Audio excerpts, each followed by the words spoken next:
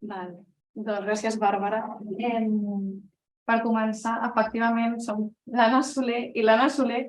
I jo us podria imaginar una mica la conya que hi ha a l'escola. A més, quan vam arribar juntes a l'escola no ens coneixíem. No som cosines, no som germanes. Moltes vegades ens ho pregunten, però no. Però bueno, estem sobrevivint a l'escola, juntament amb les altres 6 Annes que també hi ha a l'escola. No sé si us passa també, però que hi ha un nom que es repeteix molt, a nosaltres sí que ens passa. Però bé, nosaltres, com ja ha dit la Bàrbara, venim de l'escola Gayarre, és una escola que està situada al barri de Sants, a Barcelona, i som una escola d'una línia amb algun grup addicional i ens dividim en 3 comunitats. La comunitat de petites, que són I3, I4 i 5, la comunitat de mitjanes, primer, segon i tercera primària, i la comunitat de grans, quart, cinquè i sisè. L'escola Gayarre fa uns anys era una escola invisible. Invisible al barri. De fet, com veieu, aquest és el nostre edifici i podria passar totalment desapercebut per un edifici normal. Llavors, això, juntament amb potser la poca confiança que tenia la gent en l'escola, suposo que pel que veien, o sigui, per la tipologia d'alumnat que veien que sortia de l'escola, molta segregació i així, les famílies no triaven aquest centre. Doncs clar, nosaltres el que vam voler va ser adherir-nos a aquest programa Magnet per superar aquestes dificultats, aquestes necessitats, la poca participació de les famílies, la poca visibilitat al barri, la poca línia d'escola que hi havia, una metodologia poc activa i d'altres necessitats que vam dir, doncs, potser el programa Magnet ens pot ajudar a superar tot això. Llavors, així doncs, ens vam embarcar en el Magnet de l'aval de l'IBEC, l'Institut de Bioenginyeria de Catalunya, que va ser el nostre partner durant els 4 anys que dura el programa Magnet. Doncs, un cop presentada l'escola per l'Anna, el que us volem dir és que, més que venir a explicar-nos la nostra història, el que volem és mencionar quins són aquells punts claus que també ha comentat la Bàrbara, que ens han ajudat a assolir els nostres objectius, els objectius que ens vam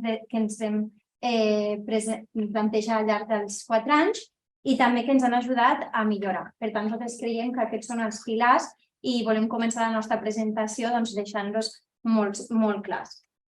Quan heu arribat, heu vist que teníem preparada aquesta targeta on els podeu llegir i també hi podreu anotar quins són aquells punts o aquelles idees que vosaltres podeu replicar a la vostra escola o podeu aplicar un cop escoltada la nostra presentació. Doncs volem començar parlant del primer punt, que és el d'oferir espais per a la reflexió amb tot el claustre. Nosaltres creiem que l'equip directiu és la clau i és qui ha d'impulsar i ha de promoure que els claustres tinguin aquest caire pedagògic. Està clar que el claustre també hi ha d'estar implicat i ha de voler sumar. Com? Doncs aportant idees i experiències. Nosaltres el que fem a la nostra escola són els dilluns pedagògics i algun dilluns al mes, 1 o 2, ens quedem a la tarda i reflexionem sobre què és el que estem fent a l'escola i quin és el rumb que volem continuar seguint.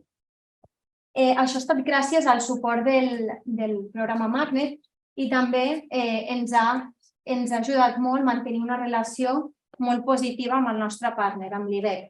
Doncs com?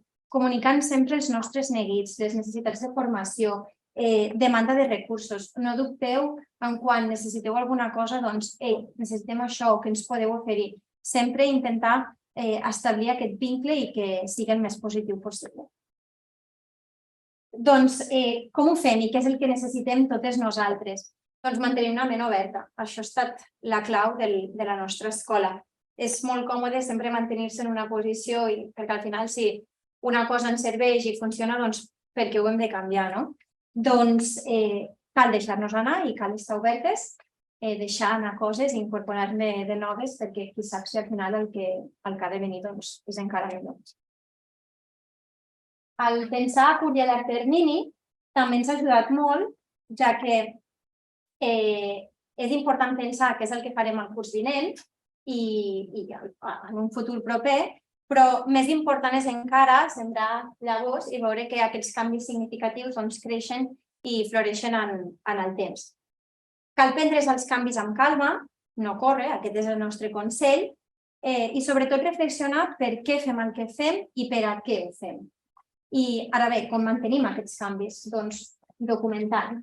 Us animem a justificar tot el que es fa en documents senzills, fàcils de llegir i que no quedin arxivats, sinó que siguin de consulta, sobretot per aquelles incorporacions de mestres noves a l'escola, doncs que puguin accedir a aquests documents i que no només siguin de consulta, sinó que ens ajudin a seguir el canvi i anar tots i totes cap a una mateixa direcció. I dit això, mencionats aquests 6 punts, l'Anna us explicarà com ha estat el camí de la mà del magnet. Perquè, clar, ara us hem explicat al final, no? Al final, amb aquestes conclusions a les que hem arribat, però nosaltres com hem arribat fins aquí, quin ha estat el nostre camí. Llavors, doncs, com us hem dit, el nostre partner va ser l'IBEC, l'Institut de Bioenginyeria de Catalunya. I al principi vam pensar, nosaltres què sabem de bioenginyeria? Res, completament res. Potser us dic això i no sabem ni de què va, tampoc. Però és que realment tampoc hem de ser expertes en bioenginyeria. Simplement el que hem de fer és això, no? El que hem dit, tenir la ment oberta i sobretot mantenir el contacte amb el partner, preguntar, no en tenim ni idea, què ens podeu oferir vosaltres? Què podeu fer? No, i llavors preguntar, doncs ara que ja sabem que vosaltres feu això, per què no fem això conjuntament? Estar en constant demanda, no esperar que ens vinguin a oferir sempre. O sigui, les escoles hem de tenir aquesta actitud proactiva d'anar i demanar, d'anar i preguntar, perquè si no el partner no vindrà a dir-nos fem això. Potser sí, però potser no.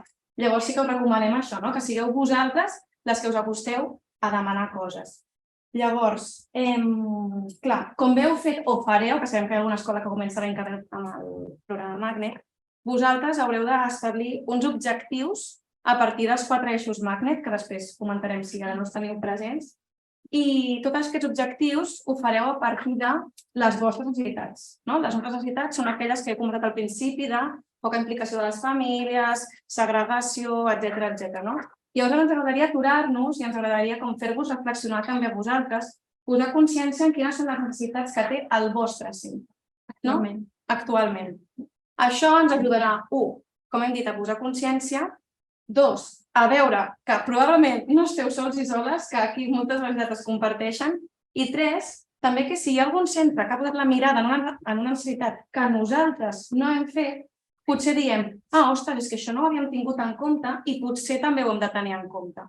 Per això el que farem serà utilitzar el Mentimeter, no sé si coneixeu aquesta aplicació, per això necessiteu el vostre mòbil, llavors, Bàrbara, no sé si ens pots posar la diapositiva aquella.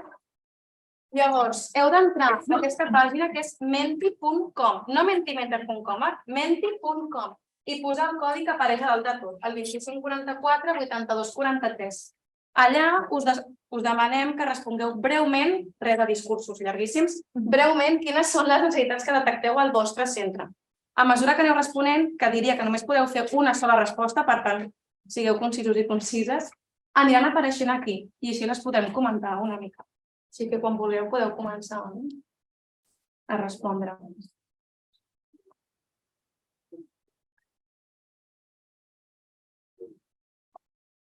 Un bon lideratge. Efectivament, és molt necessari. Implicació de les famílies, poca implicació de les famílies. Implicació de les famílies, per repetir, és compartida la necessitat. Poca visita al barri. Com veieu, són coses que nosaltres també hem començat. Igualtat de l'origen de l'alumnat, la participació de les famílies. Però jo també posaria, perquè això és una necessitat, però des del claustre, o sigui, necessitem que les famílies participin, no? Però quina necessitat té el claustre per aconseguir la participació? M'explico? I què creieu que podeu fer des del claustre? Quina necessitat?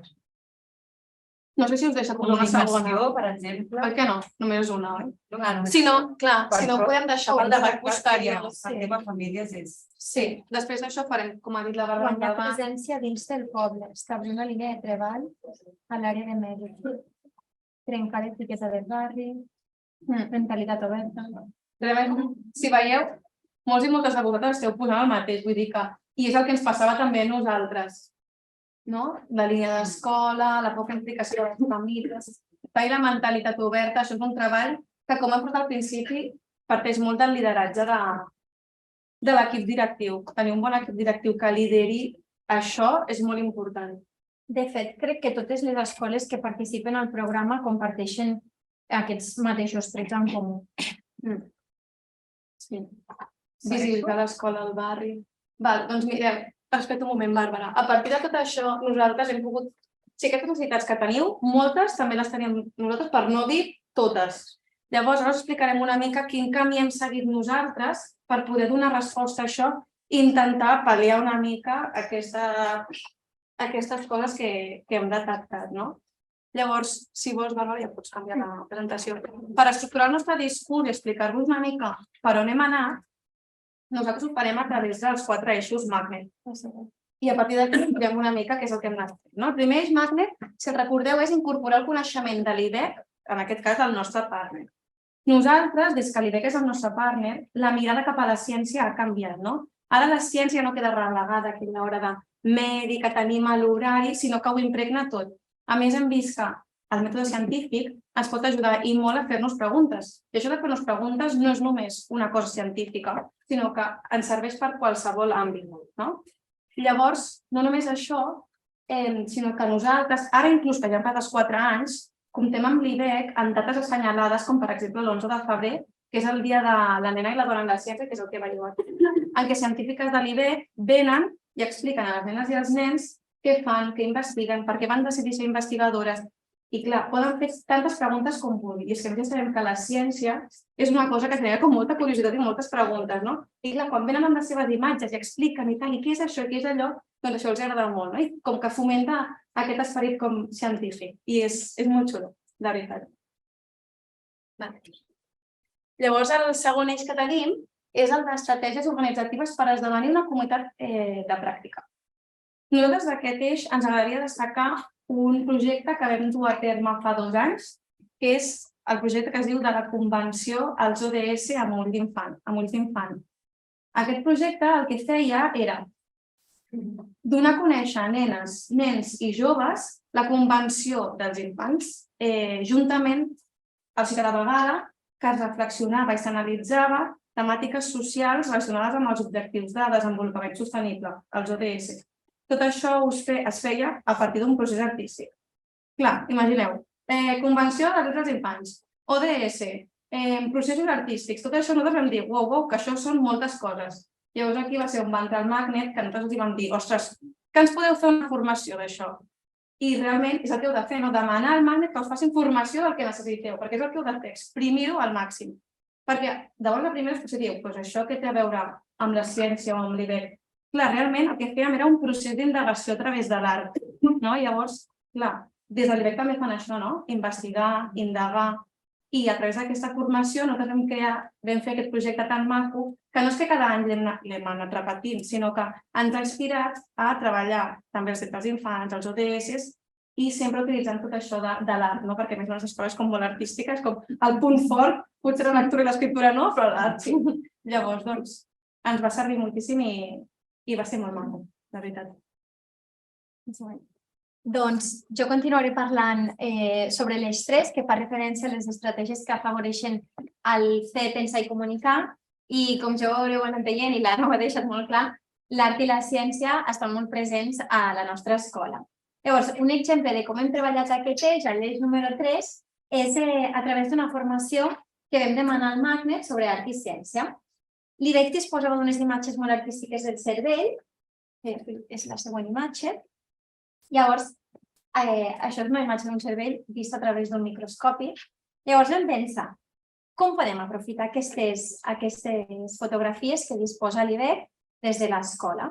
Doncs a través del magnet vam demanar una formació al Dimas Fàbregas i va venir a fer-nos unes sessions aquests dilluns que he comentat a l'inici sobre com unir art i ciència i com investigar tot això del món del cervell. Llavors, vam investigar aquestes malalties i vam mirar com podríem plasmar els resultats d'aquesta investigació a través de l'art.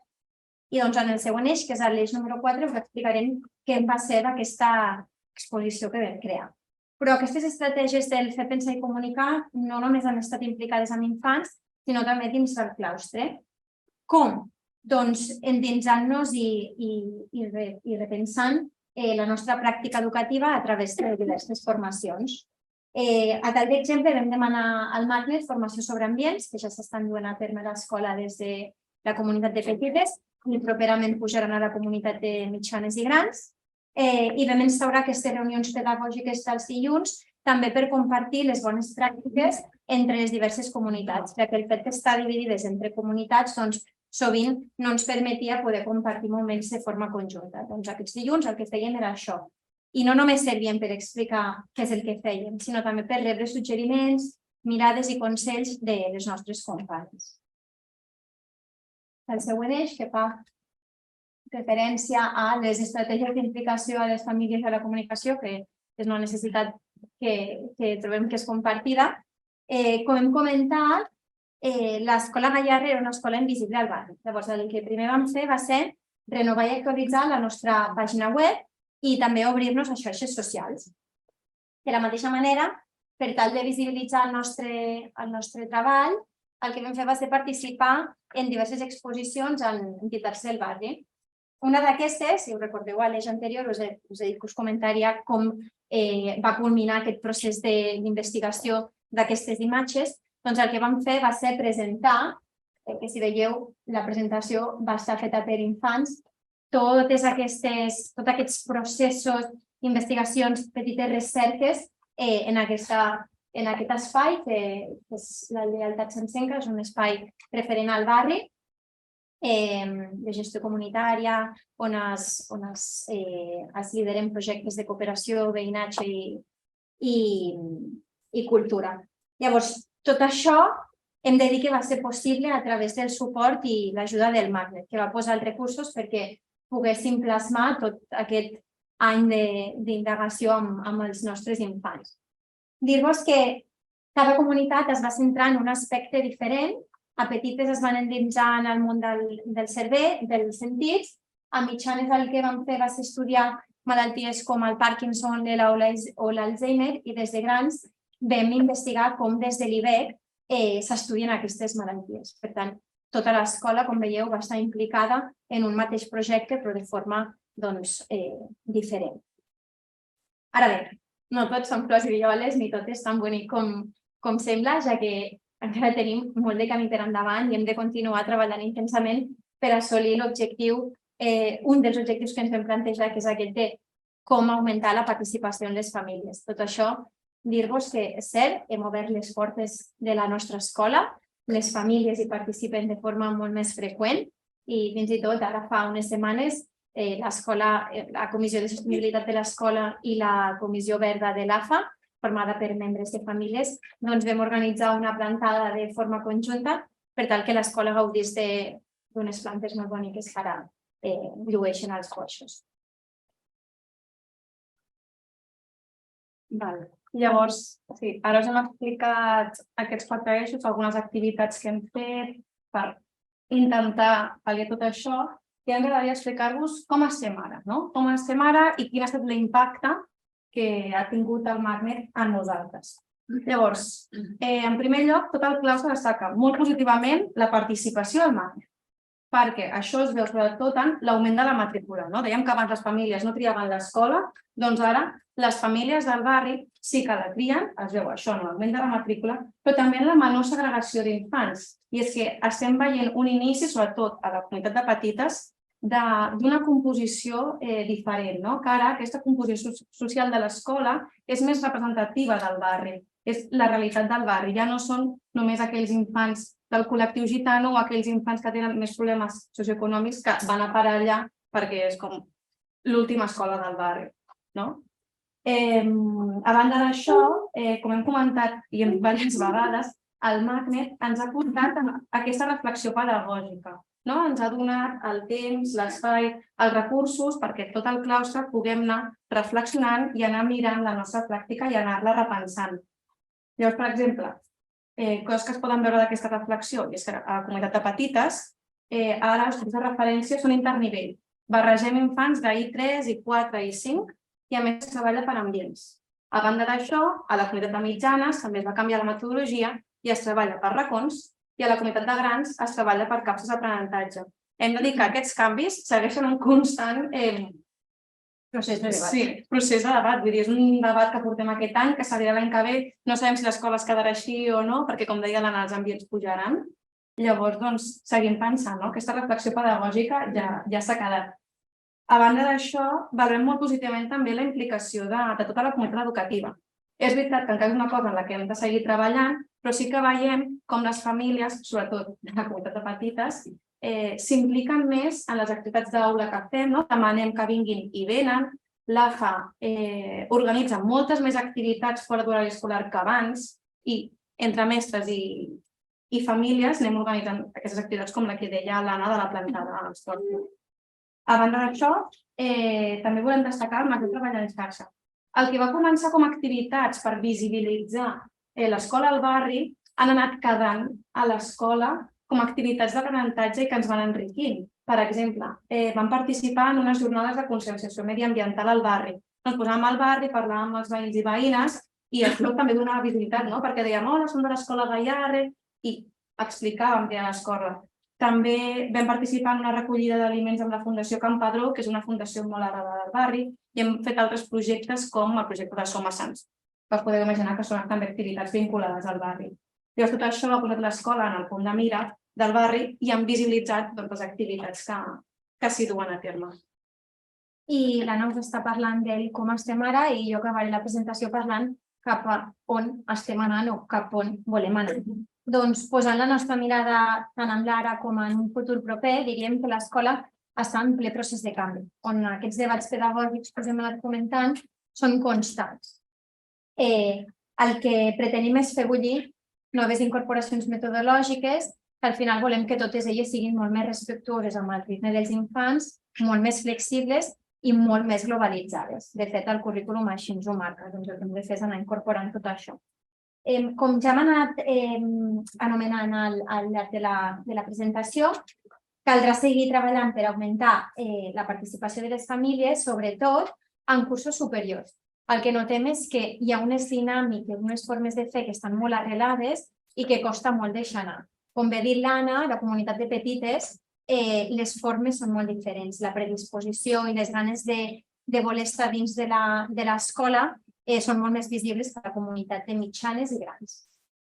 I per acabar, mencionar que no ens oblidem i tampoc ens volem oblidar de la nostra relació amb el partner, per tant vetllarem per continuar enfortint aquest vincle, sobretot en aquells moments importants d'escola on creiem que la mirada de l'IBEC hi ha d'estar molt present.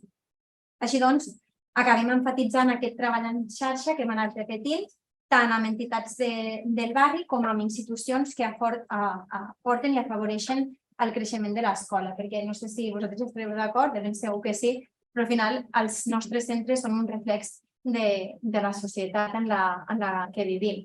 Per tant, creiem que tot el que passa a l'exterior ens ha de complementar. I dit això, desitgem que el que us hem explicat us hagi servit. No sé si ara voleu aprofitar aquesta targeta i anotar o marcar algun dels punts que vulgueu traslladar als vostres claustres un cop arribeu a aquesta trobada conjunta que fareu al final de la jornada. Moltes gràcies per haver-nos escoltat.